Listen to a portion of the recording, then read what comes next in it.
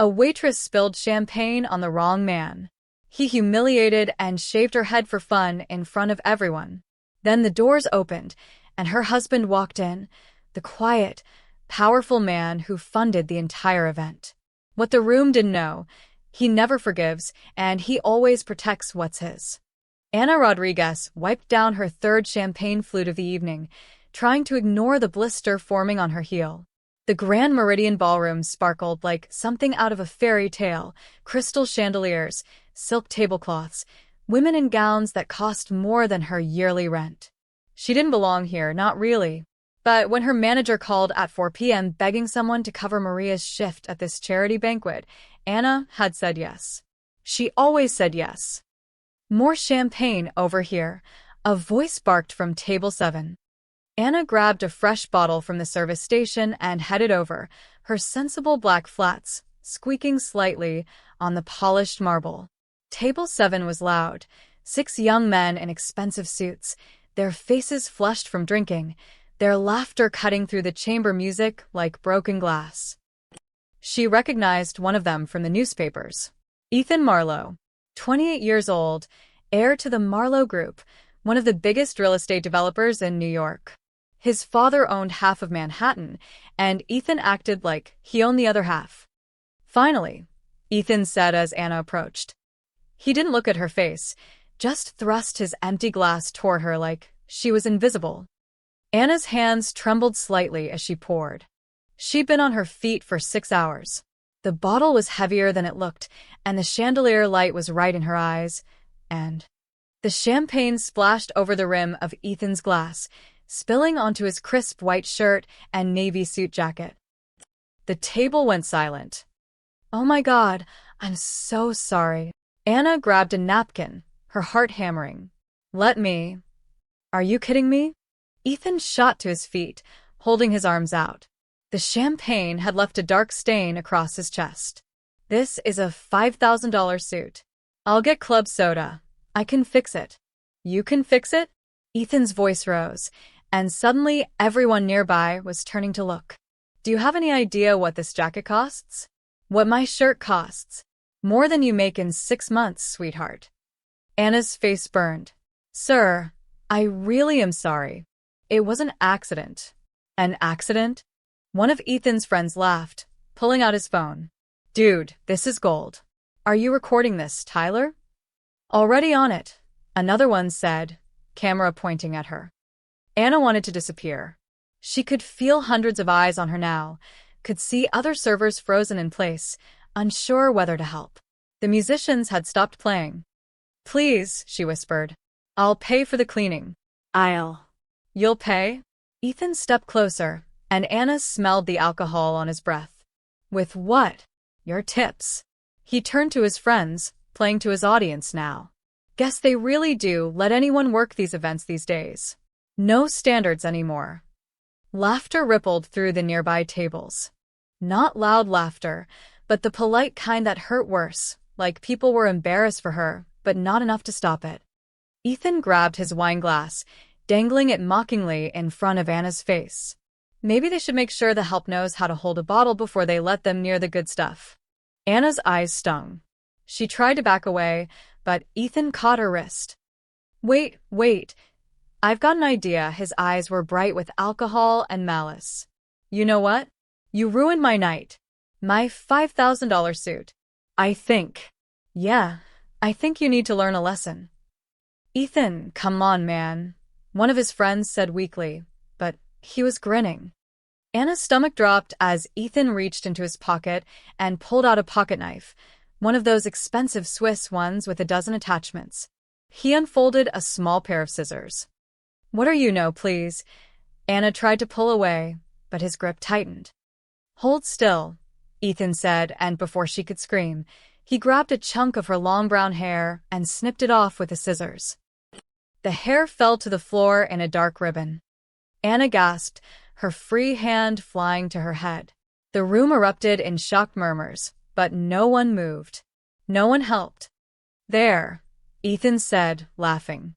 "Now we're even. Your hair for my suit. Fair trade." Ana couldn't breathe. Couldn't think. She stood there, shaking, feeling the uneven ends where her hair used to be. Tears blurred her vision. "Please," she heard herself say.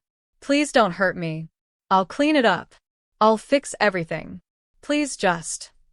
She dropped to her knees, grabbing the napkins, trying to clean the champagne off his shoes now. Anything to make this stop. The cameras kept recording. The laughter kept coming. And then the doors opened. The massive double doors at the entrance to the ballroom swung inward, and the room fell silent. A man walked in. He wore a charcoal suit that fit like it was painted on, a black overcoat draped over his shoulders. His dark hair was perfectly styled, his jaw sharp enough to cut glass. He moved with the kind of quiet confidence that made everyone step aside without thinking about it. Anna didn't look up. She was still on her knees, still trembling, still holding the champagne-soaked napkins. The man's footsteps stopped. Anna finally raised her head, and her breath caught. Matteo. Her husband's dark eyes took in the scene. Anna on the floor, hair in her hand, tears on her face. Ethan standing over her, scissors still in his grip, grinning for the cameras. For 3 seconds, nobody moved. Then Matteo walked forward. Slowly, deliberately. He unbuttoned his overcoat as he moved, slipping it off his shoulders. When he reached Anna, he knelt down and draped the coat over her, covering her shaking shoulders. "Stand up, Cara," he said softly. Anna stood on unsteady legs, and Matteo rose with her, keeping one hand on her back. Then he turned to face Ethan Marlowe. "You just humiliated my wife," Matteo said.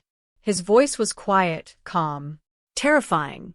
"And you did it in my house." Ethan's grin faltered. "Your house." "I funded this entire event," Matteo said. "This room, this charity, everything you're standing on." "Mean it." The color drained from Ethan's face. Matteo's expression never changed. "And you thought it would be fun to cut her hair off like an animal." Every camera in the room was now pointed at them.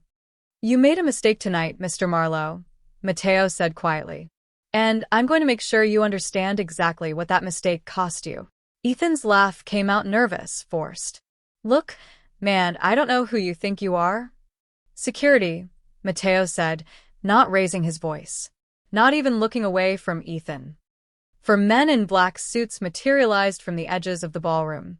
They moved like shadows, silent and efficient. "Wait, you can't just..." Ethan backed up a step, his friends suddenly very interested in their phones, in the floor, in anything but helping him. "Escort Mr. Marlowe and his guests out," Matteo said. "They're no longer welcome." "This is insane." Ethan's voice cracked. "My father donated $50,000 to this charity. You can't throw me out of a public event." Matteo finally smiled, and it was the coldest thing Anna had ever seen. "This isn't a public event, Mr. Marlowe. This is my event. My charity. My ballroom," he paused. "And that was my wife." The security team moved in. Ethan tried to pull away, but one of the men gripped his elbow firmly. Not violent. Not aggressive. Just absolutely immovable. "You're going to regret this," Ethan shouted as they guided him toward the exit. "My father will destroy you. Do you know who we are?" Matteo's expression never changed. "Yes." "Do you know who I am?" The question hung in the air as security escorted all 6 young men out. The ballroom remained silent except for the sound of expensive shoes on marble and Ethan's fading protests. When the doors closed, the murmuring started. Hundreds of conversations at once, a wave of whispers and speculation. Anna stood frozen in Matteo's coat, aware that every person in the room was staring at them. Her hand went to her hair again, feeling the jagged, uneven cut. Shame burned through her chest. "Matteo," she whispered, "please, can we just go?" He turned to her, and his expression softened. The dangerous man disappeared, replaced by the husband she knew, the one who made her coffee every morning, who fell asleep during movies, who left post-it notes with terrible jokes on the bathroom mirror. "Of course," he said gently. He kept his arm around her shoulders as he guided her toward a side exit, away from the cameras and curious eyes. But before they left, he paused and looked back at the crowd. "Enjoy your evening," he said pleasantly. "The bar remains open. All drinks are on the house." A ripple of uncertain applause followed them out. The car ride home was silent. Anna sat in the back of the town car, wrapped in Mateo's coat, staring out the window at the glittering Manhattan skyline. Her hands wouldn't stop shaking. "Anna," Mateo said quietly, "look at me." She couldn't. "Kara, please." "You shouldn't have done that," she said, her voice barely audible. "You made a scene. Everyone was watching. Everyone recorded it. This is going to be everywhere." "Good." She finally looked at him. "Good? Mateo, this is my fault. I spilled champagne on him. I should have been more careful. And now you've made an enemy of the Marlowe family over nothing." "Nothing." Mateo's jaw tightened. "Anna, he cut your hair. He humiliated you in front of hundreds of people. He treated you like you were less than human. That's not nothing. But starting a war over it." "I didn't start anything." Mateo's voice was soft but absolute. "He did. The moment he decided my wife was entertainment. The moment he thought there would be no consequences." Anna felt tears coming again. She pressed her palms against her eyes, trying to stop them. "I just wanted to help Maria with her shift. I just wanted to make some extra money for your birthday present." Mateo's expression cracked. He pulled her close, and she let herself cry into his shoulder. "I'm sorry," he murmured against her hair. "I'm sorry you had to experience that. But Anna, please understand, I can't let this go." "I won't." She pulled back to look at him. "What are you going to do?" "Make sure it never happens again," he said.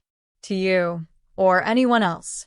There was something in his voice that made her stomach turn. A finality. A promise that sounded more like a threat. "Promise me you won't do anything crazy," she said. "Please, Mateo. Just let it fade away." He kissed her forehead. "Too late, Kara," he whispered. The scene was theirs. The ending's mine. By 6 a.m., Anna's phone wouldn't stop buzzing. She sat at the kitchen table in Mateo's t-shirt and sweatpants, scrolling through news alerts with growing horror. Real estate heir assaults waitress at charity gala. Caught on camera, Marlowe's son cuts woman's hair in shocking display. Who is Matteo Ricci? Mystery donor defends wife at banquet. Every major outlet had the footage. The champagne spill. Ethan's mocking. The scissors. Anna on her knees. And then Mateo's entrance, the way the entire room had gone silent when he spoke. The video had 12 million views already. Anna's stomach twisted. The comments ranged from supportive to vicious. People were dissecting every second, every word. Someone had already made memes. Another person had created a hashtag. #Justice for Anna. "You should eat something," Mateo said, appearing in the doorway with coffee. "Have you seen this?" Anna held up her phone. "It's everywhere. They're calling it this champagne scandal. People are posting my picture, trying to find out where I work, where we live." "I've seen it." Mateo set the coffee down calmly. And Ethan Marlowe's PR team released a statement an hour ago. They're calling it an unfortunate incident fueled by alcohol and high emotions. They say he's seeking counseling. That's it. Anna couldn't believe it. That's their response. Mateo smiled, but there was no warmth in it. For now. He pulled out his phone and made a call. Anna watched as he spoke rapid Italian to someone on the other end, his tone businesslike and cold. When he hung up, she asked, "What was that?" "Just moving some pieces," he said casually. "Would you like pancakes?" Anna stared at her husband. This man she'd married 3 years ago. This man who claimed he worked in international investments and never quite explained what that meant, and realized she was watching something begin. Something that wouldn't end with an apology or a PR statement. "Mateo," she said carefully, "what are you planning?" He looked at her with those dark, unreadable eyes. "Justice," he said simply. "And a lesson that New York won't forget." 3 days after the banquet, Richard Marlowe, Ethan's father and CEO of Marlowe Group, sat in his corner office on the 42nd floor, staring at a spreadsheet that made no sense. "Run it again," he told his CFO. "Sir, I've run it 4 times. The numbers are correct." James' chin looked pale. "We're losing stock. Someone's been buying shares through offshore accounts. Small amounts, different companies, but it's coordinated." "How much have we lost?" "Control of 8% so far. But it's accelerating." Richard's jaw clenched. 8% didn't sound like much, but it was enough to shift board votes. Enough to cause problems. Who's buying? That's the thing. We can't trace it. Shell companies in the Cayman Islands, Luxembourg, Singapore. All legitimate on paper, but the actual owners are hidden behind layers of corporate structures. Richard thought about the video that had been playing on loop for 3 days. His idiot son cutting off some waitress's hair. The mysterious man who'd thrown Ethan out. Matteo Ricci. He'd made calls. Called in favors. Asked around about Ricci. The answers he got back made his blood run cold. "Get me everything you can on Matteo Ricci," Richard said. "I want to know what he eats for breakfast." James hesitated. "Sir, I already tried. There's almost nothing. He owns a private investment firm called Ricci Enterprises, but their holdings are complicated. International. He's got his fingers in everything from real estate to shipping too." He paused. "There are rumors, sir." "What kind of rumors?" "The kind people don't talk about in public." Anna found Matteo in his home office that evening, surrounded by 3 computer monitors and a stack of documents.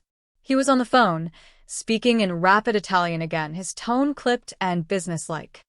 When he saw her, he switched to English. "I'll call you back." He hung up and smiled. "Hey, how was your day?" "Don't do that," Anna said. "Don't pretend this is normal." "I'm working." "That's very normal." "Matteo," she crossed her arms. "I saw the news. Marlowe Group stock dropped 15% today. Their biggest construction project in Brooklyn just lost its permits. 3 of their investors pulled out. That's not coincidence." Matteo's expression remained neutral. "The market is volatile." "Stop lying to me." Anna's voice broke. "I know what you're doing. You're going after them. After him. And I need you to stop." "I can't do that." "Yes, you can." She moved closer, desperation creeping into her voice. "Matteo, please. This has gotten too big. You're turning this into a war over me, and I can't be the reason you destroy someone's entire life." Matteo stood up slowly, his eyes never leaving hers. "No, Anna." "You're not listening." They declared war the moment they forgot what decency looks like. The moment Ethan decided your dignity was worth less than his entertainment. He was drunk and stupid. And rich and powerful and completely certain there would be no consequences. Matteo's voice was quiet but hard as steel. "Do you know how many times he's done things like this? How many people he's humiliated, harassed, hurt? I had my people look into him. 7 harassment complaints. 4 settlements paid quietly to make problems disappear. A DUI that vanished from police records. A assault charge that somehow never made it to trial." Anna's stomach sank. "How do you know all that?" "Because men like Ethan Marlowe are predictable. They think money makes them untouchable. They think power means they can do whatever they want." He cupped her face gently.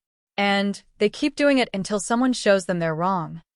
By bankrupting his family, by teaching them that actions have consequences. That's all." Anna pulled away. "That's not all, Matteo. You're not just teaching him a lesson. You're systematically destroying their company, their reputation, everything." "Yes." The simple admission hung between them. "Why?" Anna whispered. "Why does it have to be so total?" Matteo was quiet for a long moment. Then he said, "When I was 12 years old, I watched my mother get fired from her cleaning job because her boss grabbed her, and she pushed him away. She reported it. He denied it. She lost everything while he got promoted." His eyes were distant. "I swore that if I ever had power, I would use it to make sure that never happened to someone I loved. That the people who hurt them would pay. Really pay." Anna felt tears burning again. "I'm not your mother, Matteo. And this isn't about justice anymore. This is about revenge." "Maybe," he admitted. But it's also about making sure Ethan Marlowe never does this to anyone else. Making sure every person like him thinks twice before they treat someone as less than human. And what if it changes you? Anna asked quietly. What if this war turns you into someone I don't recognize? The question seemed to hit him harder than she expected. His jaw tightened, and for a moment, she saw doubt flicker across his face. But then his phone buzzed. He glanced at it, and whatever he saw there made him straighten. I need to take this, he said. Mateo. Please, Anna. Trust me. I know what I'm doing. He walked out, leaving her alone in the office surrounded by screens full of numbers and companies and strategies she didn't understand. Anna sank into his chair and buried her face in her hands. The worst part was that she did trust him. She trusted that he loved her, that he thought he was protecting her. But she also knew that once you started a war, you couldn't always control how it ended. And she was terrified of what Mateo would become before this was over. That night, Richard Marlowe got an email from his bank. Due to regulatory review, all business accounts ending in 4892, 3021, and 7766 have been temporarily frozen, pending investigation. Those were their primary operating accounts, the ones they used to pay contractors, suppliers, employees. He called the bank immediately. I'm sorry, Mr. Marlowe, the manager said. It's out of our hands. Federal audit. We have no timeline. Richard hung up and stared at his phone. Then he did something he hadn't done in 20 years. He felt afraid. The headline appeared on the New York Financial Times website at 6 a.m. on Monday morning. Shadow investor Matteo Ricci under investigation for charity fund manipulation. Anna saw it while making coffee. Her hands froze on the mug. The article was detailed, damning. It claimed that Matteo had funneled charity donations through his private companies, using nonprofit events to launder money and manipulate investors. Anonymous sources, close to the investigation, suggested he had ties to organized crime, that he used intimidation tactics, that the banquet incident was just the tip of a much darker iceberg. They're fighting back, Matteo said calmly from behind her. Anna jumped, nearly dropping the mug. Did you see this? They're calling you a criminal. They're saying you manipulated charity funds that you're connected to. She couldn't even say it. The mob. Matteo smiled and took the phone from her hand. He scrolled through the article, his expression never changing. It's a good strategy, actually. Can't fight me in business, so discredit me publicly. Make me the villain. This isn't funny. I'm not laughing, but he was still smiling. Anna, this is exactly what I expected. The Marlowes are powerful people. They have friends in media, connections in law enforcement, politicians on speed dial. Of course they're going to hit back. But these accusations, if people believe this, they won't. Matteo set the phone down and pulled her close. Because I have something they don't. What? The truth. By noon, 3 more articles had appeared. Different publications, same theme. Matteo Ricci was dangerous. His wealth was suspicious. The charity banquet was a front. Sources claimed he'd threatened Ethan Marlowe's family, that his business practices were questionable at best, criminal at worst. Channel 7 News ran a segment with a former business associate who claimed Matteo had intimidated him into selling his company. The man looked nervous, reading from notes, but his story was compelling. Anna watched from the couch, her anxiety building with each new report. The comment sections were turning. People who'd supported her days ago were now questioning everything. Maybe the husband is connected to organized crime. The whole thing seems suspicious now. Rich people destroying each other, who cares? Matteo walked in carrying his laptop, completely unbothered. He actually looked pleased. Why are you smiling? Anna demanded. They're destroying your reputation. They're swinging blind, Matteo said, settling beside her. Watch what happens when someone fights in the dark versus someone who can see. He opened his laptop and typed rapidly. I have a friend at the Times. Real journalist, not the kind you can buy. I'm sending him something. What? The full footage. Unedited. Everything the cameras caught that night. Anna's breath caught. The banquet? But that's already everywhere. No. What's everywhere is a 2-minute clip. The champagne spill, the hair cutting my entrance. Very dramatic, Mateo's fingers flew across the keyboard. But the event was 3 hours long. Every moment recorded by the venue's security system. And I own the venue. He turned the laptop toward her. On the screen was a video file. Meridian_ballroom_full_footage_101925. What's in there? Anna asked. Context, Mateo said simply. The whole evening. Ethan and his friends harassing staff all night. Grabbing waitresses. Making racist comments to a busboy. Throwing food. The security trying to calm them down multiple times. He paused. And 30 minutes before you arrived at his table, Ethan cutting off another server's tie because he thought it was funny. Anna's blood ran cold. Another person? A college kid working his way through NYU. Ethan did the same thing. Pulled out those scissors, cut the tie right off while his friends recorded it. The kid was too scared to complain. Mateo's eyes hardened. But it's all on camera. Why didn't you release this before? Because I wanted them to attack first, Mateo said. I wanted the Marlows to commit. To go all in with their media strategy, spend their credibility calling me a criminal, he smiled. And now, when people see what Ethan really is, they'll realize the Marlows were trying to protect a monster. He hit send. The story went live at 3 p.m. Full footage reveals pattern of abuse. Ethan Marlowe's 3-hour rampage. The article included the complete, unedited security footage. Time-stamped. Crystal clear. Impossible to deny. Within an hour, it had 2 million views. By dinner, it was the top trending story in the country. The video showed everything. Ethan wasn't just drunk and careless. He was cruel. Deliberately, consistently cruel. Mocking a Hispanic waiter's accent. Snapping his fingers at servers like they were dogs. Cornering a young waitress and whispering something that made her face go pale. And yes, cutting that college student's tie, laughing while the kids stood there humiliated. Then came Anna's scene. But now, with full context, it looked even worse. This wasn't an isolated mistake. This was a pattern. A game. The comment sections exploded. This is disgusting. This man is a predator. And they tried to make the husband look like the criminal. The Marlows should be ashamed. Every single person who laughed should be held accountable. Anna watched the tide turn in real time. People who'd been defending Ethan went silent. The news stations that had run negative stories about Mateo started issuing corrections. Apologies. The Financial Times just retracted their article, Mateo said, refreshing his phone. And Channel 7's source admitted he was paid by Marlowe Group's legal team to make those statements. They paid someone to lie about you. Of course they did. But now everyone knows it. Mateo looked satisfied. The beautiful thing about the truth, Anna, is that it doesn't need to be loud. It just needs to be undeniable.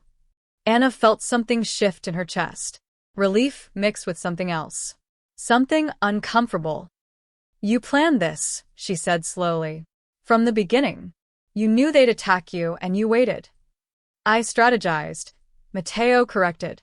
There's a difference. Is there? He met her eyes. Yes. Strategy means thinking 3 moves ahead. It means understanding your opponent and letting them make mistakes. He reached for her hand. I didn't create Ethan's cruelty, Anna. I just made sure everyone could see it clearly. Anna wanted to argue. Wanted to say this felt manipulative, calculated, cold.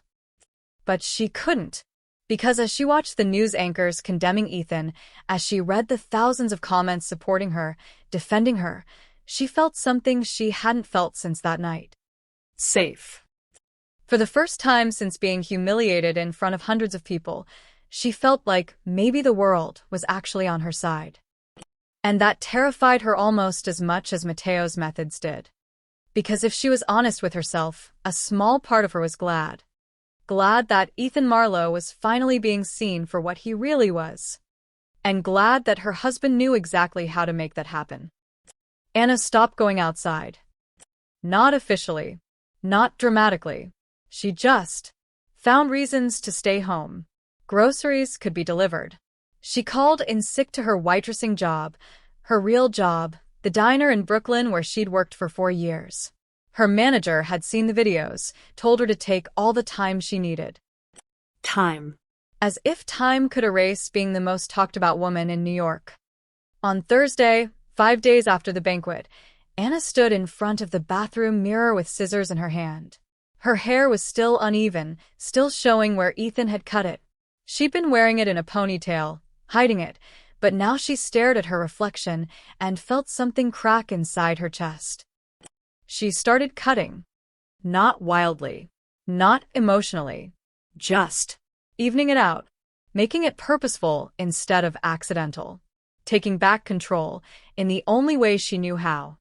When she finished, her hair fell just above her shoulders, shorter than she'd worn it since high school, but clean. Intentional. Hers. Mateo found her sweeping up the hair from the bathroom floor. Anna, he said softly. You didn't have to do that alone. We could have gone to a salon. I needed to do it myself. She didn't look at him. I needed to fix it myself instead of having someone else fix it for me. The words hung between them, loaded with meaning. Mateo leaned against the doorframe. Are we still talking about hair? Anna set down the broom. I got another interview request today. Good Morning America wants me to come on and tell my story. They're offering $20,000. You don't need their money. That's not the point. Anna's voice cracked. The point is that everyone wants a piece of this now. Everyone wants to hear how humiliated I was, how terrible it felt, how grateful I am that my powerful husband swooped in to save me. She finally met his eyes. I'm not a damsel, Mateo. I'm not a story. I'm not a symbol. I'm just a person who spilled champagne and had a really bad night. You're more than that. To you, maybe. But to the rest of the world. She gestured at her phone on the counter, at the dozens of notifications lighting up the screen. I'm the champagne girl. The waitress who married up. The woman who started a war between billionaires. Her voice dropped. Do you know what they're calling me online? The real housewife of the Mafia. Mateo's jaw tightened. Those people are idiots. Those people are everyone. Anna felt tears threatening again. She was so tired of crying. I can't go to the grocery store without someone recognizing me. I can't walk down the street without phones pointing at me. Yesterday, someone followed me for 3 blocks trying to get a selfie. She wrapped her arms around herself. I never wanted this, Mateo. I never wanted to be the center of a city scandal. I know. Mateo moved toward her, but she stepped back. Do you? Because from where I'm standing, you're enjoying this. You're winning your war against the Marlowes, getting your revenge, teaching everyone a lesson. Her voice broke. And I'm the one who is to live with being the reason for all of it. Anna, you're not the reason. Ethan is. But I'm the excuse. The words burst out of her. Every move you make, every company you destroy, every person you ruin, it's all in my name. For my honor. To protect me, she looked at him with red-rimmed eyes. But you can't build peace on humiliation, Mateo. Not his. Not theirs. Not anyone's. Mateo went very still. What are you saying? I'm saying this needs to stop. Anna's voice shook but stayed firm. I know you think you're protecting me. I know you think you're creating justice. But all I see is more pain, more destruction, more people getting hurt, and it's all attached to my face, my name, my life. They hurt you first. And now you're hurting them back, and it doesn't make what happened to me any less real. Anna wiped at her eyes angrily. It doesn't change the fact that I was humiliated. It doesn't erase the video. It doesn't give me back my dignity. All it does is make me feel like I'm responsible for whatever happens to them. Mateo looked stricken. You're not responsible. I am. But we're married, Anna whispered. What you do in my name. And I can't carry that weight, Mateo. I can't be the reason someone's life falls apart, even if they deserve it. The bathroom fell silent except for the drip of the faucet. Finally, Mateo spoke, his voice barely audible. So, what do you want me to do? Anna had been asking herself that question for days. What did she want? For Ethan to face consequences? Yes. For people to understand what he'd done? Absolutely. But for his entire family to lose everything? For Mateo to become someone who destroyed lives as easily as he saved hers? I want you to remember why you're doing this, she said finally. Is it for justice? Or is it for revenge? Because those are different things, Mateo. And I'm not sure you know the difference anymore.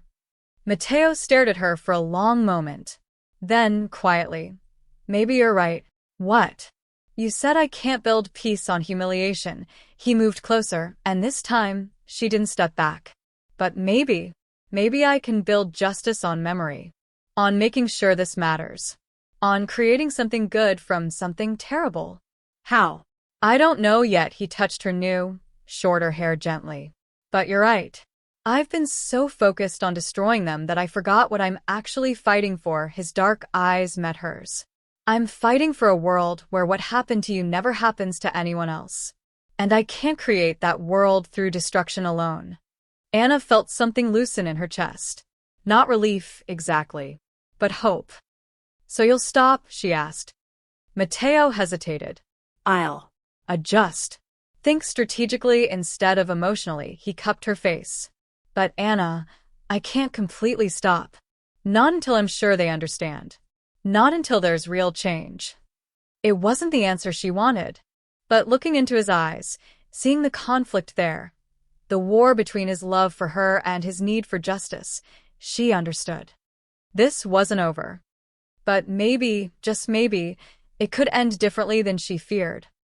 Okay, she whispered. Just remember who you are. Remember why I married you. Why did you marry me? Mateo asked softly. Anna managed a small, sad smile.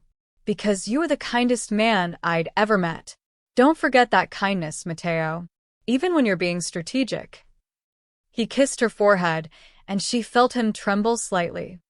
Her words had gotten through. Not enough to stop him, but enough to change him. And for now, that would have to be enough. The call started Monday morning. Richard Marlowe's phone rang at 7 a.m. It was the head of the city's building department. Richard, we've got a problem with the Hudson Yards project. New environmental assessment came through. Looks like we'll need to halt construction pending review. Environmental assessment? We passed inspection 3 months ago. New regulations. Federal. Out of my hands. Saw the... Richard hung up and immediately got another call. The Brooklyn Development Authority. The permit for their luxury condo project in Williamsburg, the one that was supposed to break ground in 2 weeks, had been flagged for zoning inconsistencies. What inconsistencies? We've had approval for 8 months. There's some question about the original surveys. We'll need to re-review. Could take 60 to 90 days. By 9 a.m., Richard had received 4 more calls. Each project, delayed, reviewed, questioned, halted. Each excuse different, but the effect identical. Marlowe Group's operations were grinding to a stop. This is coordinated, Richard told his executive team in an emergency meeting. Someone is hitting us from every angle. But who has this kind of reach? His COO asked. This isn't just business pressure. This is regulatory, governmental. Richard said the name like a curse. He's got connections we don't understand. People we can't touch. James Chin pulled up a spreadsheet. It gets worse. 3 of our major suppliers called this morning. They're reassessing their partnership agreements translation. They're walking away from contracts. They can't just walk away. We have legal agreements. They're willing to pay the penalties. Someone's offering them better terms elsewhere. James's voice was grim. And sir, the stock dropped another 12% at market open. We're down 40% total from last week. 40%. In 1 week. Richard felt the walls closing in. Anna saw the news while at the diner. She'd finally returned to work, needing normalcy more than she needed to hide. Her coworkers treated her carefully, like she might break, but at least they treated her like a person. The TV above the counter showed a financial news segment. Marlowe Group in freefall. What's behind a real estate giant's sudden collapse? Rough week for those guys. Jake, the line cook, commented. Couldn't happen to nicer people, though. Did you see what that Ethan kid did to you? Anna's stomach twisted. Yeah, I was there. Oh, right. Sorry, Jake looked embarrassed. I just meant karma, you know? Karma. Everyone kept using that word, like the universe was naturally balancing itself, not being deliberately pushed by her husband's invisible hands. She pulled out her phone and texted Mateo. We need to talk. Tonight. His response came immediately. Of course. I love you. 3 words that used to make her feel safe. Now they made her feel complicit. That afternoon, the health inspector showed up at 3 Marlowe-owned hotels simultaneously. Code violations everywhere. Outdated fire suppression systems. Improper food storage. Issues that had somehow never been problems during previous inspections. This is harassment. Richard shouted into his phone at the inspector's supervisor. These hotels have been operating for 15 years. Then they've been violating code for 15 years, Mr. Marlowe. I suggest you address it. The fines would be in the millions. The repairs would take months. The publicity would be devastating. And through it all, Matteo Ricci's name appeared nowhere. No obvious connections, no traceable interference. Just a series of unfortunate coincidences that were anything but coincidental. You said you'd think strategically instead of emotionally, Anna said that evening. She sat across from Matteo at their kitchen table, her arms crossed. This doesn't look strategic. This looks like annihilation. Matteo poured them both wine. It is strategic. I'm systematically removing their ability to continue operating while keeping my fingerprints off everything. That's not better, Matteo. That's just being sneaky about destruction. No, he set down the wine bottle carefully. It's being precise. Every regulation I'm using is real. Every inspection is legitimate. Every supplier who's walking away is doing so because I'm offering them better terms that help their businesses grow. He met her eyes. I'm not breaking laws, Anna. I'm enforcing them.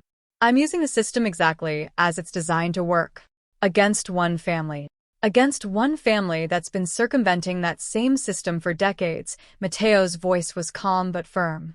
The Marlowes have used their money and influence to skip inspections, ignore regulations, bribe officials. I'm not creating problems for them. I'm removing the protection that let them ignore existing problems. Anna wanted to argue, but she couldn't deny the logic. So, this is justice. This is accountability.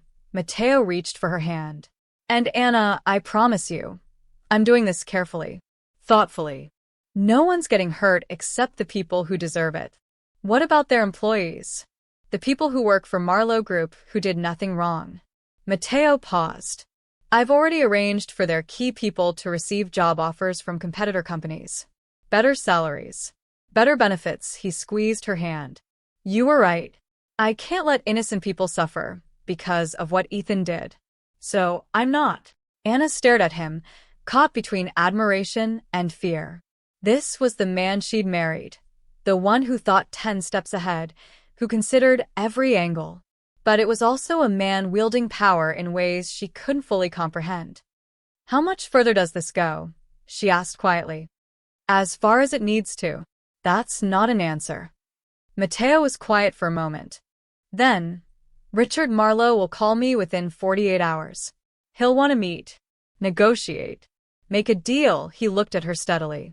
And that's when I'll decide how this ends. Anna's phone buzzed. Another news alert. Marlowe Group faces perfect storm of regulatory setbacks. Perfect storm. As if nature had arranged this. What are you going to tell him? Anna asked. When he calls? Matteo's expression was unreadable. That depends on what he offers. Richard Marlowe made the call Wednesday evening, exactly 32 hours after Anna and Matteo's conversation. Matteo let it ring 3 times before answering. Mr. Ricci? Richard's voice was controlled, professional, defeated. I think it's time we had a conversation. Face to face. I agree, Matteo said pleasantly. When and where? My office. Tomorrow. 10 a.m.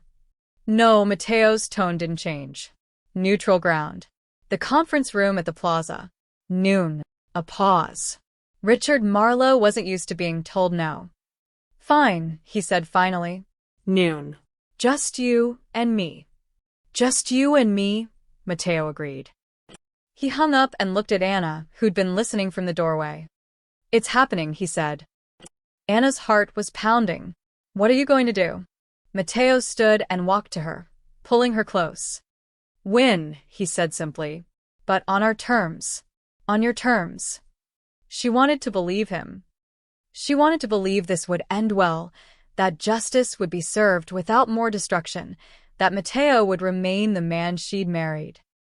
But as she held him in their kitchen, she couldn't shake the feeling that some wars changed everyone who fought them. Even the winners. The conference room on the 45th floor of the plaza overlooked Central Park. Floor-to-ceiling windows framed the autumn trees like a painting, all gold and crimson. The table was polished mahogany, long enough to seat 20. Only 2 chairs were occupied. Richard Marlowe sat at one end, his expensive suit unable to hide the exhaustion in his face. He'd aged 10 years in a week. Gray stubble shadowed his jaw, and his eyes had the haunted look of a man watching his empire crumble. Mateo sat at the other end, perfectly composed. Dark suit, crisp white shirt, no tie. He looked like he'd slept 12 hours and spent the morning at a spa. Between them, 50 feet of empty table and everything left unsaid. Thank you for meeting me, Richard began, his voice carefully neutral. Of course, Mateo's hands were folded on the table. Relaxed. Patient. Richard cleared his throat. I'll be direct. I know what you're doing. The stock purchases, the regulatory pressure, the supplier issues. It's coordinated. It's deliberate. And it's devastatingly effective. Is it? Mateo's expression gave away nothing. You know it is, Richard leaned forward. My company has lost 42% of its market value in 1 week. Projects are stalled. Investors are panicking.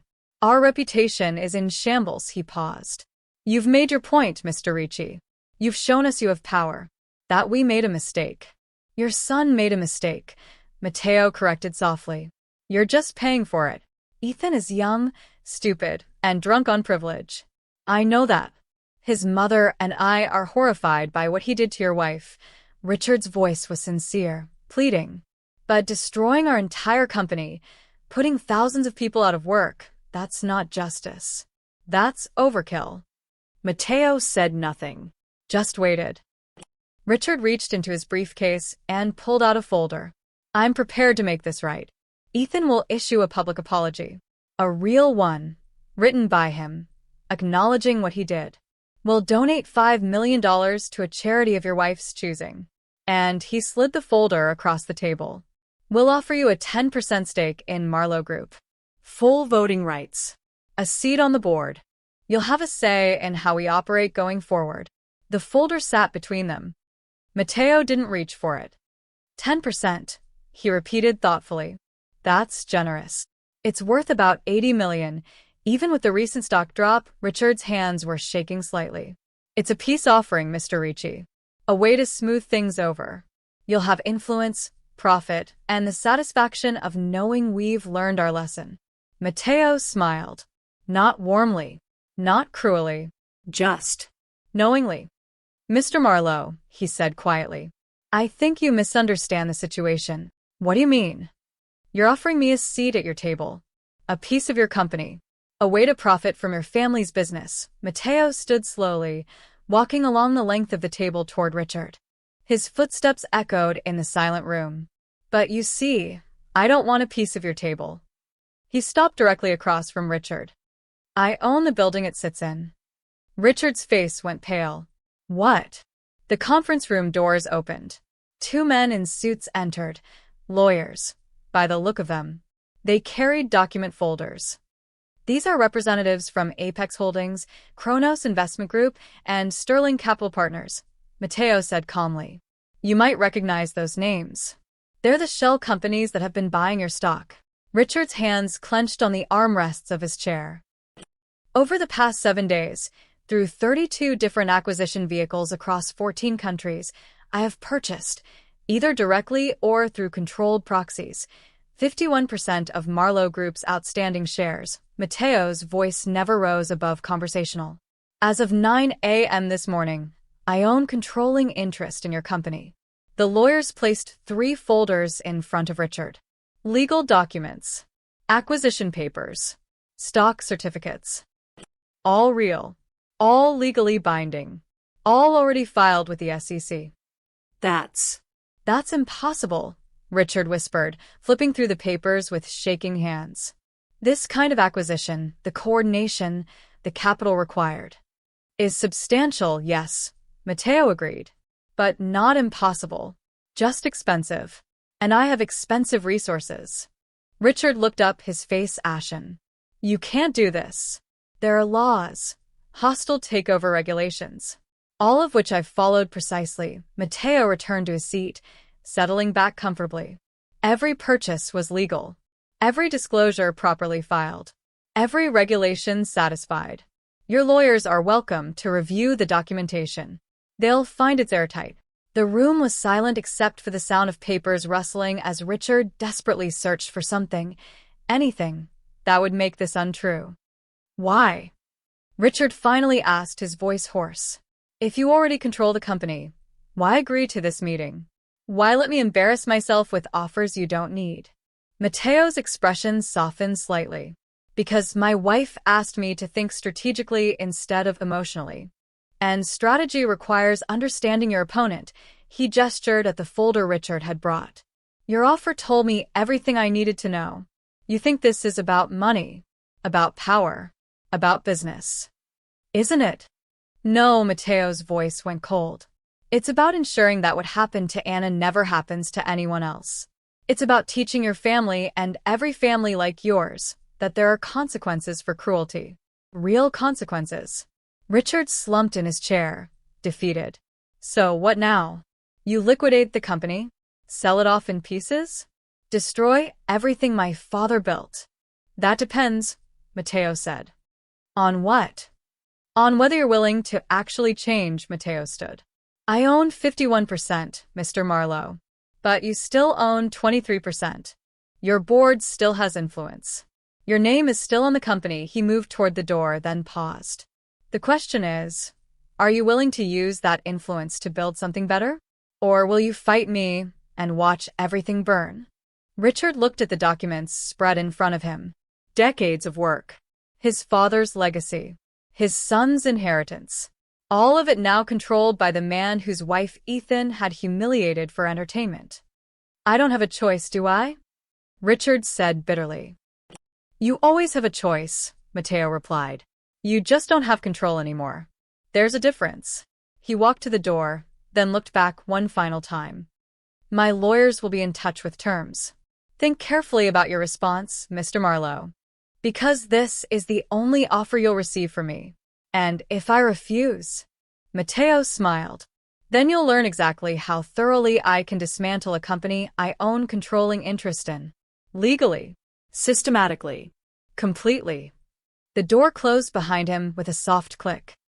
Richard Marlowe sat alone in the conference room, surrounded by papers that proved he'd lost a war he didn't even know he was fighting until it was already over. Anna was folding laundry when her phone exploded with notifications. Not metaphorically. Actually exploded. Buzz after buzz until she grabbed it in frustration and saw the headline trending across every social media platform.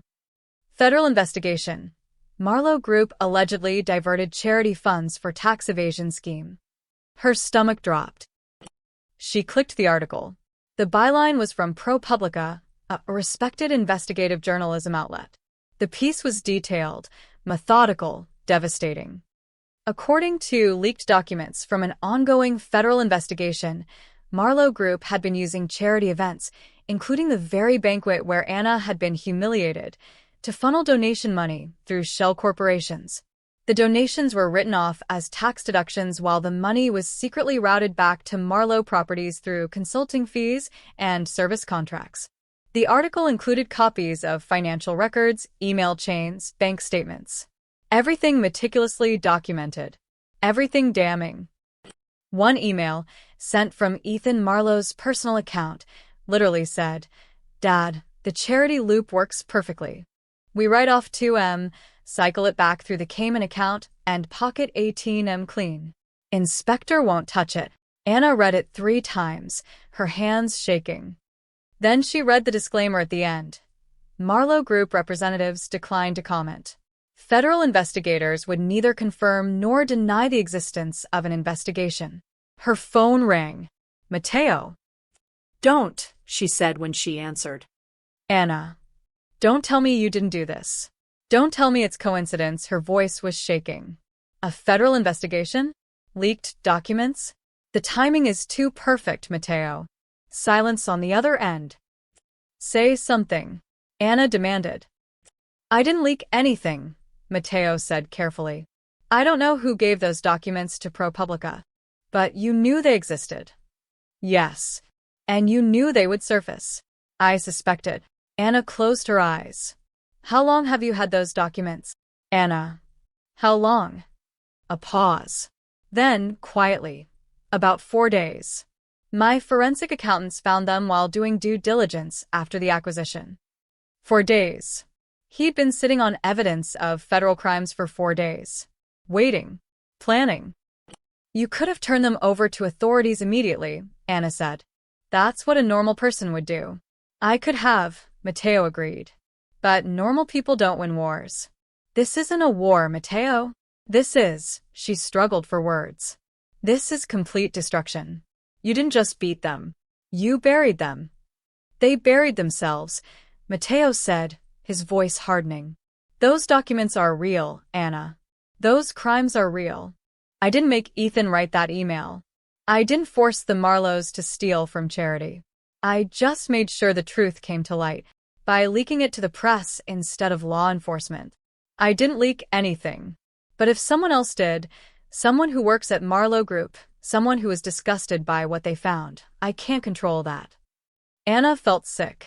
The plausible deniability was so perfect it was almost beautiful. Mateo's fingerprints were nowhere on this. The leak could have come from anyone, an angry employee, a whistleblower, a federal agent. And yet she knew. Deep in her bones, she knew. You orchestrated this, she whispered. I ensured justice was served. Stop calling it justice. Anna shouted, surprising herself. This is revenge, Mateo. Complete, total, overwhelming revenge. You didn't just make them pay for what Ethan did. You destroyed their entire legacy, their company, their reputation, their freedom if this federal investigation is real. If. Mateo's voice went cold. Anna, they committed crimes. Real crimes.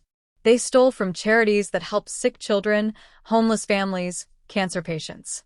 They took money meant for people who desperately needed it and used it to buy vacation homes and luxury cars. His voice shook with genuine anger. So yes, I made sure those crimes were exposed. And yes, I made sure it happened in the most public, most devastating way possible. Because that's what they deserve. Anna sank onto the couch, the phone pressed to her ear. And what about what I deserve? What do you mean?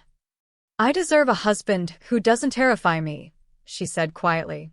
I deserve to look at you and see the man I married, not someone who manipulates federal investigations and ruins lives with the same ease he makes coffee in the morning. Mateo was silent for a long moment. When he spoke again, his voice was raw. I did this for you. No, Anna said. You did this for you. For your ego. For your need to win. Tears ran down her face. I asked you to stop. I asked you to think strategically instead of emotionally. And you heard, be smarter about revenge, instead of stop hurting people. They hurt you first. And now they're destroyed. Anna screamed. Their company is gone. Their reputation is ruined. They're facing federal prison. When does it end, Mateo? When they're bankrupt. When they're in jail.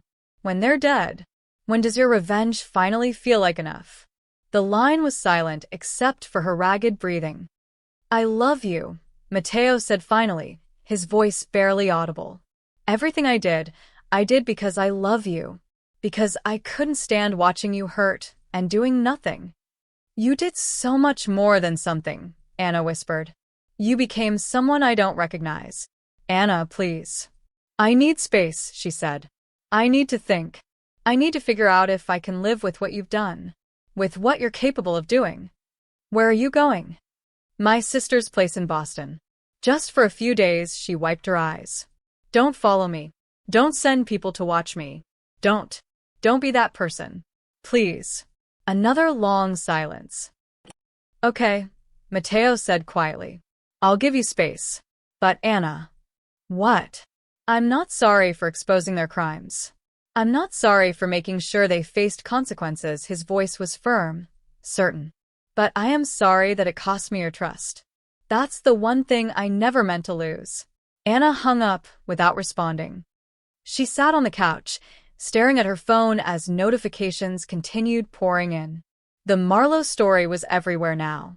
Cable news, social media, late-night talk shows. Ethan's face next to mugshot-style photos. His father looking haggard outside their Manhattan offices. And somewhere in all of that chaos, orchestrated with precision and executed with ruthless efficiency, was her husband's invisible hand. Matteo had won. Completely.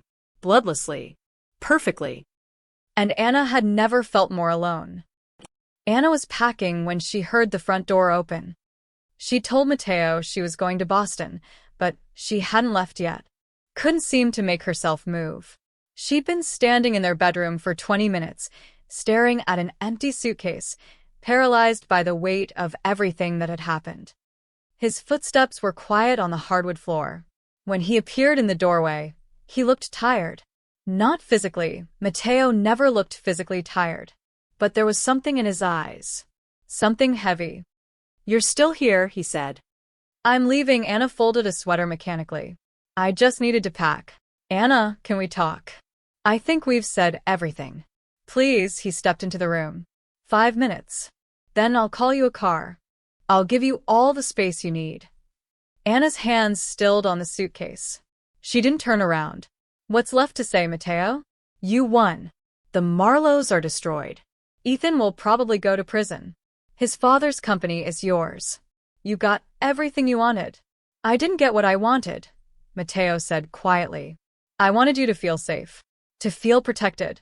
To know that no one would ever hurt you like that again. By burying them, Anna finally turned to face him. By systematically destroying every aspect of their lives? That's not protection, Matteo. That's annihilation. They deserved it. Maybe they did. Anna's voice cracked. Maybe Ethan deserved to lose everything. Maybe his father deserved to have his crimes exposed. Maybe they're terrible people who've hurt others and deserved every bit of what you did to them. She wiped at her eyes angrily. But you didn't fix anything. You didn't make the world better. You didn't create justice. You buried them so deep they'll never see daylight again. Matteo's jaw tightened. So, what should I have done? Let them apologize and move on? Let Ethan face no real consequences? Let them keep operating the same way, hurting the same people, stealing from the same charities? I don't know. Anna's composure finally broke. I don't know what the right answer is. But I know that watching you become this person, this calculating, ruthless person who manipulates investigations and destroys companies and controls everything from the shadows, it scares me, Matteo. It scares me so much. I'm still the same person. No, you're not. Anna shook her head. The man I married would have been angry, yes. Would have wanted justice, absolutely. But he wouldn't have orchestrated a complete corporate takeover across 14 countries.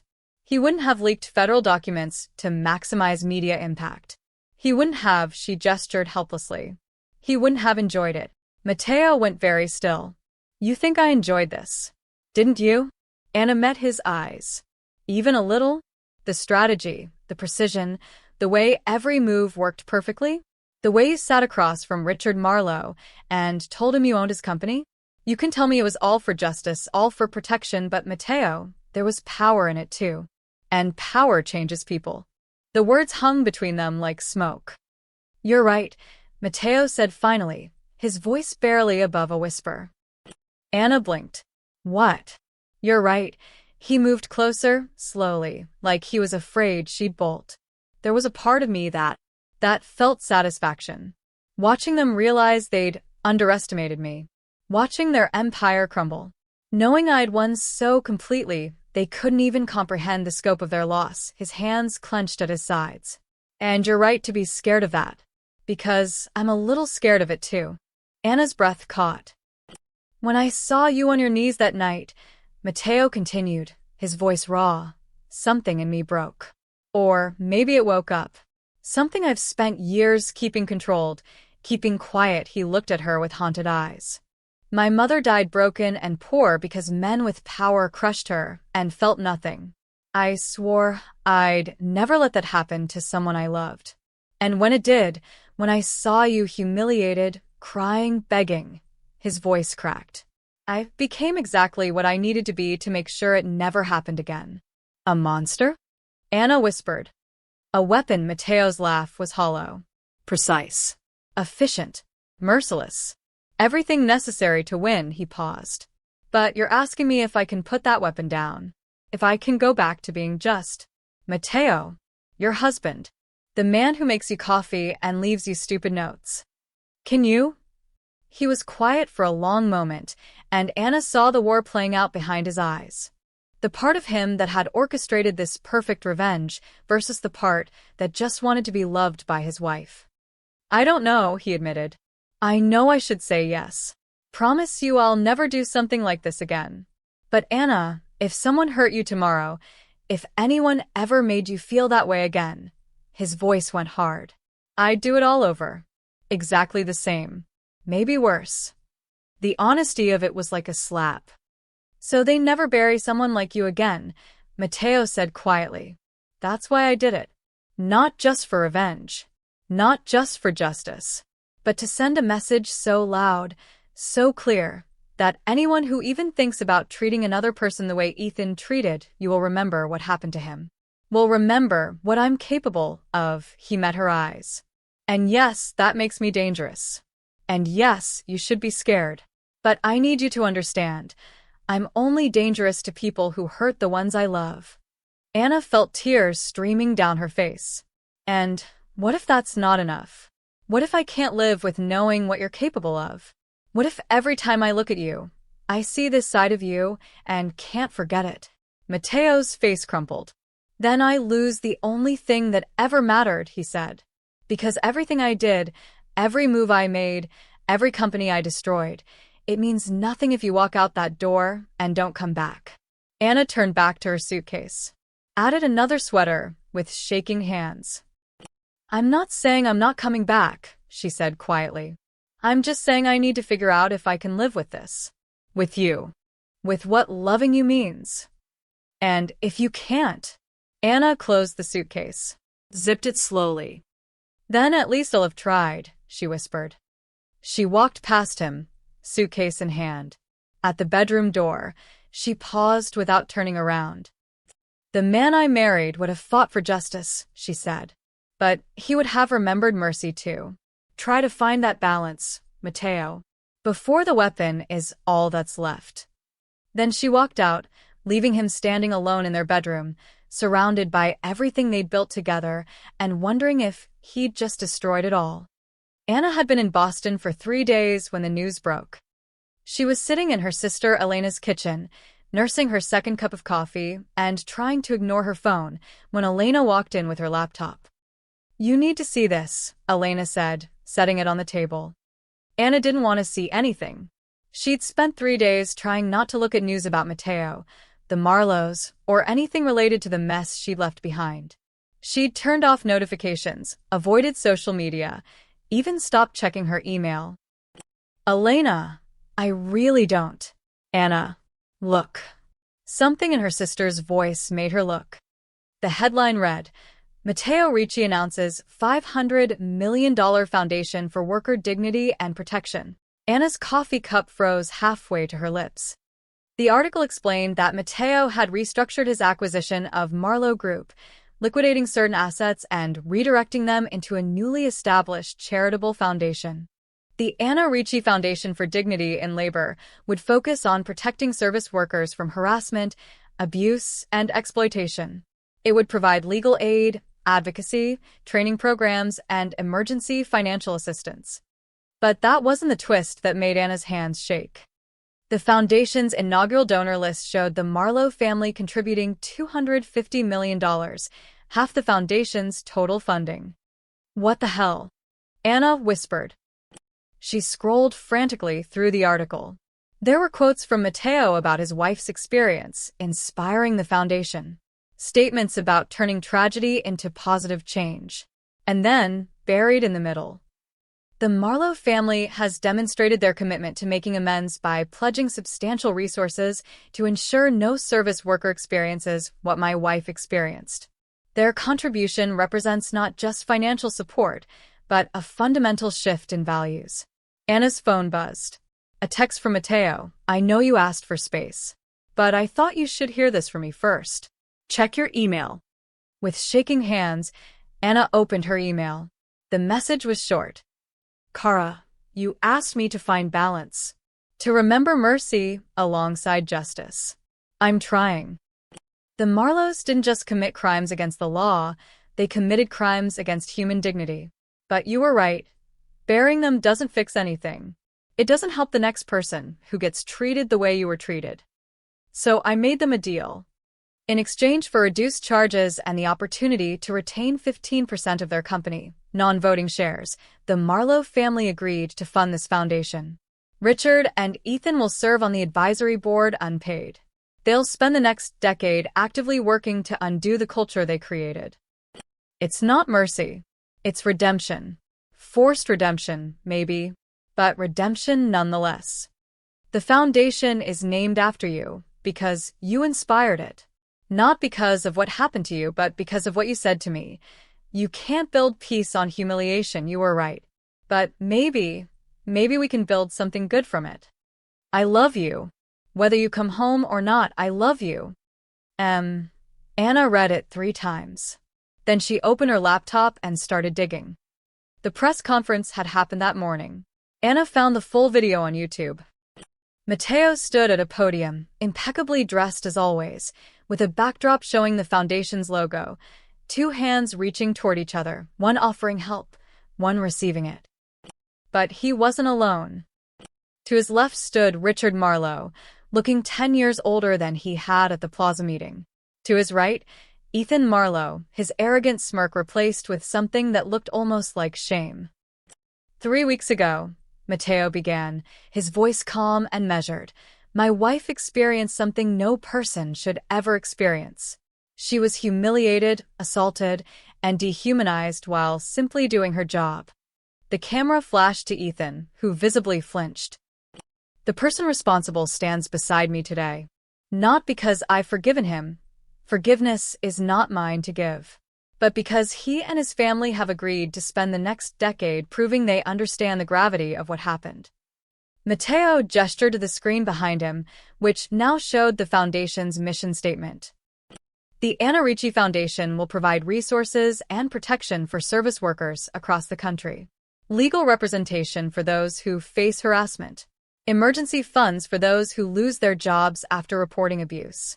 Training programs that teach both workers and employers about dignity, respect, and accountability. He paused, and the camera caught something unexpected in his expression. Uncertainty. Vulnerability. My wife told me that you can't build peace on humiliation. She was right. But she also showed me that sometimes the people who cause harm can be part of the solution if they're willing to do the work. Richard Marlowe stepped forward to the microphone. His hands trembled slightly. What my son did was inexcusable, Richard said, his voice rough. What our company culture enabled was shameful. We've spent decades believing our wealth and influence put us above consequences, above accountability. He took a breath. We were wrong. And this foundation is our first step, our first of many steps, toward making that right. Then Ethan spoke, and Anna had to pause the video because her hands were shaking so badly. I don't expect forgiveness, Ethan said, staring directly at the camera. What I did to Mrs. Ricci was cruel, degrading, and wrong. I thought it was funny. I thought I was entitled to treat people however I wanted because of who my family was, his voice cracked. I was wrong. And I'm going to spend a very long time proving I understand that. The video showed reporters firing questions, Mateo handling them with practiced ease. The Marlows looking uncomfortable but present, committed, real. Anna closed her laptop. He turned them into allies, Elena said quietly. She'd been watching over Anna's shoulder. That's Actually kind of brilliant. It's manipulative, Anna said automatically. Is it? Elena raised an eyebrow. He could have destroyed them completely. Put them in prison, bankrupted them, erased them. Instead, he's forcing them to spend a decade actually helping people.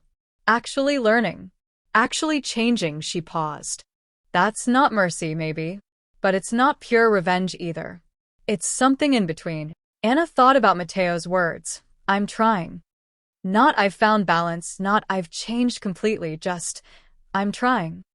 He created something good, Anna whispered. From something terrible.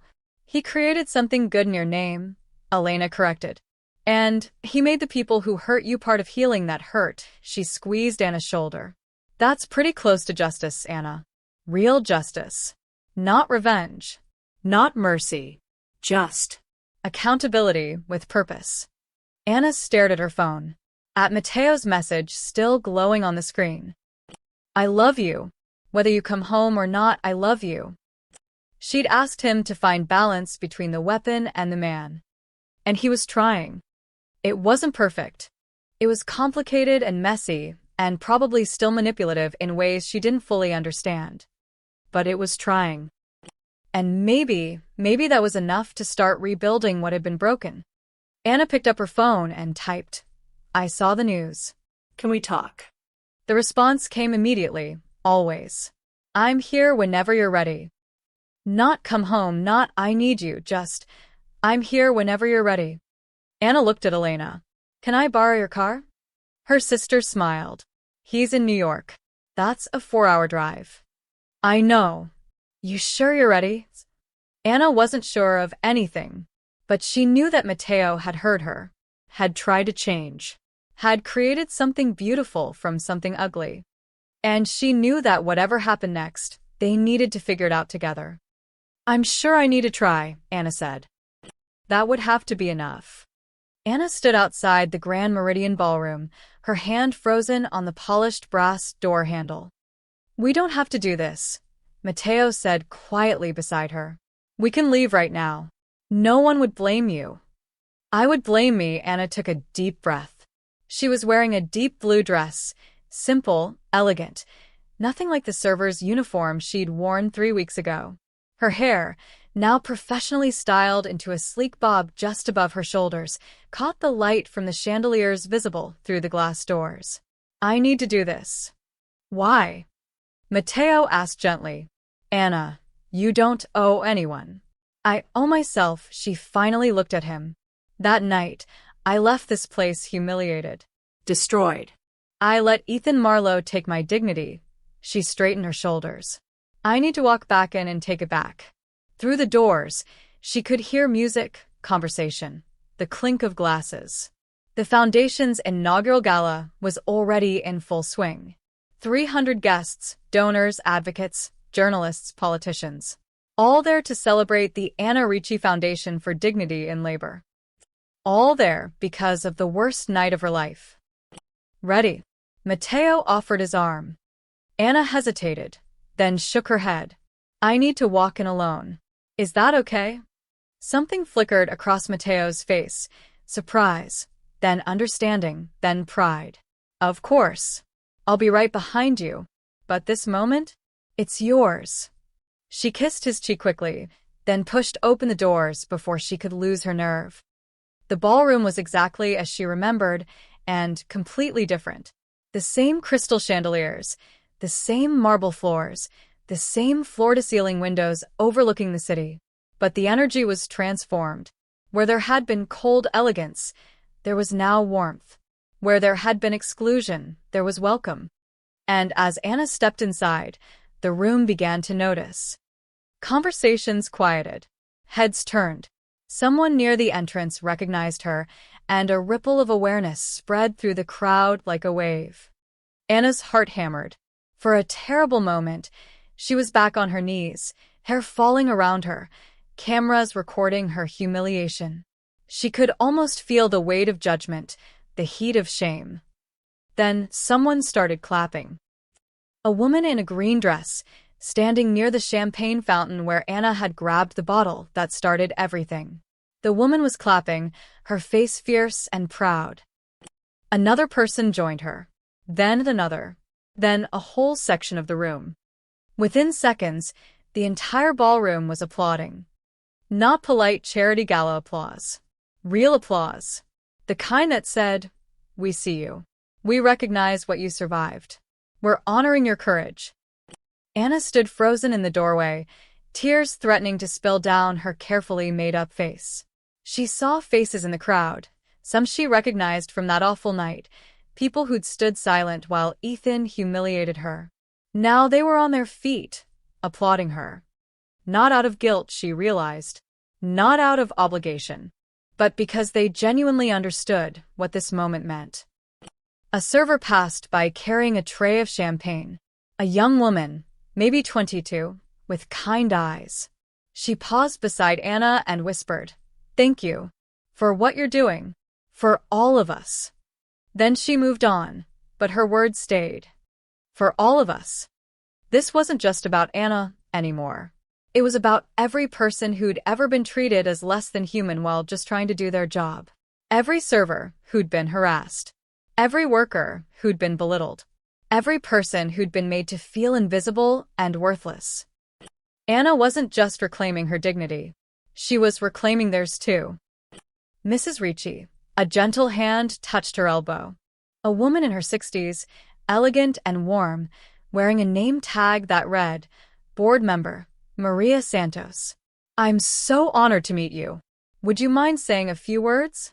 "I know it wasn't planned, but..." "Yes," Anna said, surprising herself. "I'd like to." Maria led her through the crowd toward a small stage at the front of the ballroom. Anna's legs felt unsteady, but she kept moving. As she passed, people reached out, not to grab or demand, but to touch her hand briefly, to nod, to acknowledge her. She saw Richard Marlowe in the crowd, standing near the back with his wife. He looked older, grayer, diminished. When their eyes met, he nodded once, not apologetic exactly, but respectful, acknowledging. Ethan stood beside him, wearing a name tag that identified him as an advisory board member. He looked like he wanted to disappear into the floor. When Anna's gaze found him, he couldn't meet her eyes. Just stared at his shoes, his face flushed with shame. Good, Anna thought.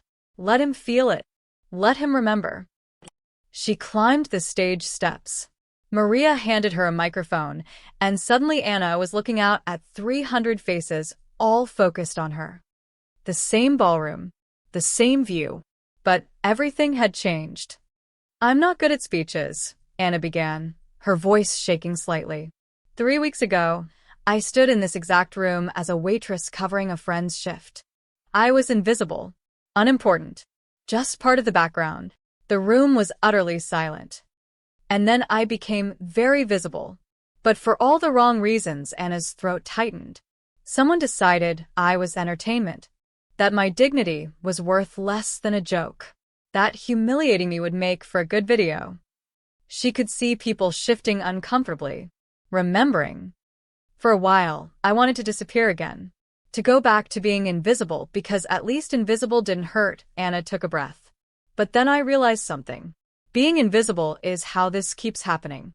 Service workers are treated badly because people have learned to look through us. To see uniforms instead of humans. To forget that we have lives, families, feelings. Her voice grew stronger. This foundation isn't about revenge. It's not about punishment. It's about visibility. It's about making sure every worker, every person, is seen as exactly what they are, human beings deserving of dignity and respect. She paused. And it's about making sure that when someone's dignity is attacked, there are resources to help. Legal support, financial assistance, a community that says, "We see you. You matter. You're not alone."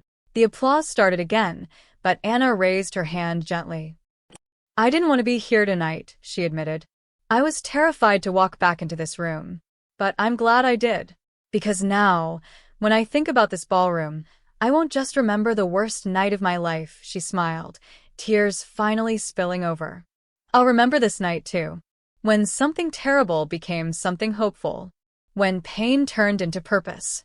Anna looked toward the back of the room, where Mateo stood silently, watching her with an expression she couldn't quite read. Pride, certainly. Love, absolutely. But also something else. Maybe relief. Maybe recognition that she was stronger than either of them had realized. Thank you for being here, Anna said to the crowd. And thank you for believing that every person deserves to be treated with dignity. No matter who they are. No matter what job they do. No matter what. The applause was thunderous. Anna stepped off the stage, and the guests surged forward. Not aggressively, but eagerly. Wanting to shake her hand, share their stories, thank her. She was surrounded by warmth and support and genuine human connection. And from across the room, Mateo watched his wife shine. The gala wound down slowly, like a dream reluctant to end. Anna found herself at the champagne fountain, the same fountain where she'd grabbed the bottle 3 weeks ago. She stared at the bubbling golden liquid, watching it cascade down the crystal tears. Different view from up here, isn't it? She turned to find Ethan Marlowe standing a careful distance away, his hands in his pockets. He looked nothing like the arrogant heir who'd cut her hair. His expensive suit couldn't hide the exhaustion in his face, the weight he seemed to carry. Anna's first instinct was to walk away, but something made her stay. What do you want? She asked, not unkindly. To apologize. Really apologize. Not the PR statement my lawyers wrote. Ethan's voice cracked. Mrs. Ricci, what I did to you was unforgivable. I was drunk, yes, but that's not an excuse. I was cruel because I thought I could be. Because no one had ever made me understand that other people's dignity matters as much as my own entertainment. Anna studied him. And now? Now I spend 60 hours a week working with the foundation. Meeting workers. Hearing their stories. Learning everything I should have learned 20 years ago, he swallowed hard. I can't undo what I did. But I'm trying to make sure I never become that person again. Why? Anna asked. Because my husband forced you to? At first, yes, Ethan met her eyes. But now? Because I saw the video. All of it. And I saw myself through everyone else's eyes. And I was monstrous. My own mother couldn't look at me for a week, his voice dropped. I'm ashamed of who I was. And I'm trying to build someone better. Anna was quiet for a moment. Then she said, I don't forgive you, Ethan. Not yet. Maybe not ever. I understand. But I believe you're trying. And that matters, she paused. Keep trying. Keep learning. Keep making sure other people don't suffer, because someone with power thinks it's funny. Ethan nodded, his eyes bright. I will. I promise. He walked away, and Anna felt something inside her shift. Not forgiveness, but closure. The beginning of healing. That was generous of you. Mateo appeared beside her, 2 champagne flutes in his hands. He offered her one, then paused. Or would you prefer something else? Anna took the glass, smiling slightly. I think I can handle champagne now. They stood together in comfortable silence, watching the last guests filter out. The ballroom was emptying, staff beginning the quiet work of cleanup. The same young waitress from earlier passed by, and Anna caught her eye. Thank you, Anna said. For what you do. It matters. The girl's face lit up. Thank you, Mrs. Ricci, for making sure we matter. When she left, Mateo turned to Anna. You were magnificent tonight. The speech, the way you carried yourself, he shook his head. I'm in awe of you. Don't be. Anna set down her champagne. I'm terrified. Matteo. Terrified of what comes next. Of running this foundation. Of being this person everyone expects me to be. You don't have to be anyone but yourself. And what if myself isn't enough? Mateo took her hand, and the simple gesture felt like coming home. Anna, You stood in front of 300 people and turned your worst moment into something that will help thousands. You faced the man who hurt you with grace and wisdom. You walked back into the room where you were humiliated and left it as its ambassador. He squeezed her hand. You're more than enough. You always have been. Anna felt tears threaten again. Happy tears this time. We're okay? You and me? Are we? Mateo asked seriously. I know I scared you. I know I became someone you didn't recognize. And I can't promise I'll never be that person again if someone threatens you. I'm not asking for promises, Anna interrupted. I'm asking if you understand why it scared me. Yes, Mateo's voice was certain. And I'm asking if you can live with loving someone who has that darkness in them, who can be ruthless when protecting the people he loves, who won't always choose mercy first. Anna thought about the past 3 weeks. The destruction, the manipulation, the calculated revenge that had somehow transformed into reluctant redemption. She thought about Mateo sitting across from Richard Marlowe, claiming ownership of everything. And she thought about him creating this foundation, forcing accountability, building something good from something terrible. I can live with it, she said finally, as long as you remember that the darkness isn't all you are, that there's kindness too, gentleness, love. I'll remember, Mateo promised. You'll make sure of it. They walked toward the exit together, Mateo's arm around her waist. At the doors, Anna paused and looked back at the ballroom one final time. The chandeliers still sparkled. The marbles still gleamed. But the ghosts were gone. The humiliation, the shame, the feeling of being small and powerless, all of it replaced with something new. Something stronger. Mateo followed her gaze. They mocked you in my house, he said quietly, his lips close to her ear. Now the city stands in yours. Anna smiled faintly, catching her reflection in the polished doors. Her short hair gleamed in the chandelier's light, elegant and intentional. She looked different than she had 3 weeks ago. Not just the haircut. Something deeper, something essential, had changed. She was no longer the humiliated waitress. No longer the victim. No longer invisible. She was Anna Ricci, the woman who had survived cruelty and transformed it into purpose. The woman who had inspired an empire to change its tone. The woman who had taught everyone watching that dignity wasn't something that could be cut away with scissors. It was something you carried inside, unbreakable, eternal. And standing beside her was the man who had declared war for her honor, but learned mercy through her wisdom. Imperfect, dangerous when needed, but hers. Ready to go home? Mateo asked. Anna took one last look at the ballroom, her ballroom now, in all the ways that mattered, and nodded. Yes, she said. Let's go home. They walked out together into the New York night, leaving the Grand Meridian behind. Tomorrow, the foundation would begin its real work. Tomorrow, the headlines would continue. Tomorrow, there would be challenges and complications and all the messy reality of building something meaningful. But tonight, they had won something more valuable than revenge. They had reclaimed dignity, rebuilt trust, remembered love. And in a city of 8 million people, in a world that often forgot to see the invisible ones, they had proven that sometimes the quietest crown was the one you placed on your own head. The end.